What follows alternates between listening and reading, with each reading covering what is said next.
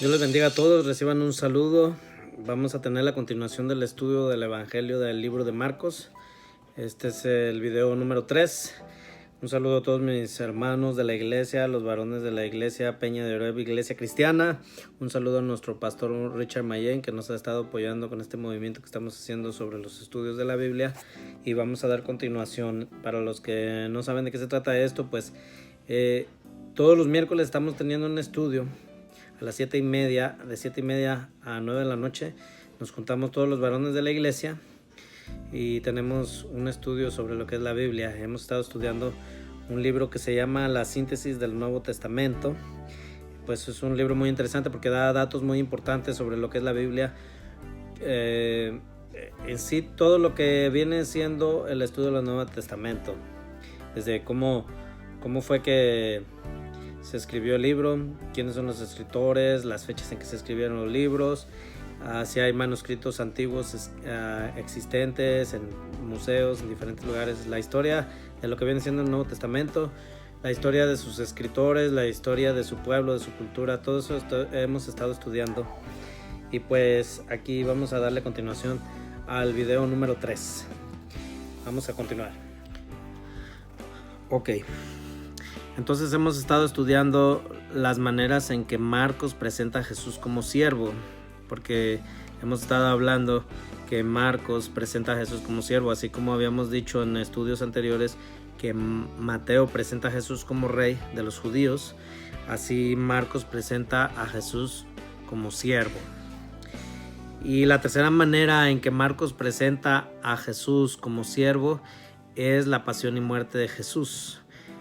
Por la pasión y muerte de Jesús estamos hablando de sus sufrimientos de sus últimos días. Para eso también vamos a leer Marcos 11:1.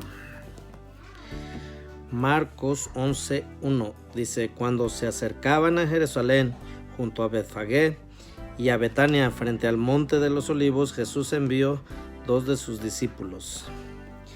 Entonces aquí vemos que al terminar su recorrido Jesús fue a Jerusalén. Bueno, en la primera semana de lo que viene siendo la pasión y muerte de Jesús, Marcos nos habla de la entrada triunfal. Y otra cosa que es bien importante que entendamos, que Marcos usa 5 capítulos del libro de Marcos para relatar la pasión y muerte de Jesús. Con esto nos damos cuenta que la pasión y muerte de Jesús es la parte más importante de su ministerio. ¿Por qué? Porque habla del tema principal de todo lo que es la Biblia, que viene siendo la salvación del hombre. Ok, entonces lo que estamos viendo, que la tercera manera en que Marcos presenta a Jesús como siervo de Jehová es, fíjense bien, la tercera manera en que Marcos presenta a Jesús como siervo de Jehová es la pasión y muerte de Jesús. Ahora definamos lo que quiere decir la pasión y muerte de Jesús. La pasión y muerte de Jesús vienen siendo los sufrimientos de sus últimos días aquí en la tierra. Ok, ahora viendo el versículo clave del Evangelio de Marcos, que es Marcos 10:45, dice: porque el Hijo del Hombre no vino para ser servido, sino para servir y para dar su vida en rescate de muchos. Entonces, el énfasis que Marcos da de que Jesús es el siervo de Jehová, la parte más importante de este versículo clave es que Jesús vino a dar su vida en rescate por muchos. Esa es la parte importante, el tema principal de Marcos. Por eso decimos que este capítulo es este versículo es el verso clave de Marcos. El hombre a través del pecado ha ofendido a Dios y la justicia divina exige que el pecador muera. Por esa razón, en la pasión de Jesús, Él muere para pagar el precio del pecado del hombre. A través de su muerte, Él paga la infracción que nosotros teníamos por haber pecado, por haber fallado a Dios. Él paga con su muerte y así nos da el perdón, nos da la salvación a través de su pasión, de su muerte. Por eso decimos que es importante que la pasión y muerte de Jesús es el tema principal, es el versículo clave de Marcos porque le está dando el énfasis importante, que él murió en la cruz sirviendo a Jehová para pagar con su muerte el precio del pecado del hombre. Ok. Una de las características distintivas del Evangelio según Marcos es el uso de la palabra griega eudios, el adverbio griego que significa inmediatamente. De esta manera, Marcos hace resaltar lo activo que el Señor Jesús era para hacer la obra que el Padre le había encomendado. Ok. Las tres maneras en que Marcos presenta a Jesús como siervo de Jehová son las siguientes. Si tienen algo para escribir, sería bueno que lo escribiera a los que están participando en estos estudios, que les ha interesado la síntesis del Nuevo Testamento. Vamos a escribir de la siguiente manera. Dice: 1. Las obras y milagros. 2. Los recorridos por diversas regiones. Y 3. La pasión y muerte de Jesús. Ahora, recordemos que Marcos registra 20 milagros en su evangelio. Ok, por la pasión queremos decir los sufrimientos del Señor Jesús en sus últimos días.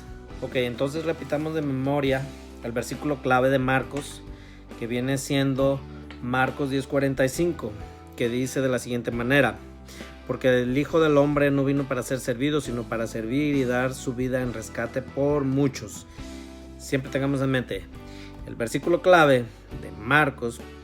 ¿Por qué es este el versículo clave? Porque Marcos presenta a Jesús como siervo de Jehová. Entonces por eso es importante, porque el Hijo del Hombre no vino para ser servido, sino para servir y para dar su vida en rescate por muchos. Ok, vamos a repasar. Recordemos que Mateo presenta a Jesús como el rey de los judíos. Y vimos que humanamente, políticamente, históricamente, Jesús era descendiente del rey David, era descendiente de sangre real. A él le pertenecía la corona de los judíos. Y por eso muchos judíos querían que Jesús se levantara en armas y obtuviera la independencia del Imperio Romano, para así él reinar sobre los judíos. Cosa que Jesús no vino a eso. Estaba profetizado que Jesús venía a servir, que Jesús venía a salvar al hombre a través de su muerte, de su resurrección, a través de su redención. Entonces ese es el énfasis que se le está dando en Marcos. En Marcos viene como siervo, en Mateo viene como rey.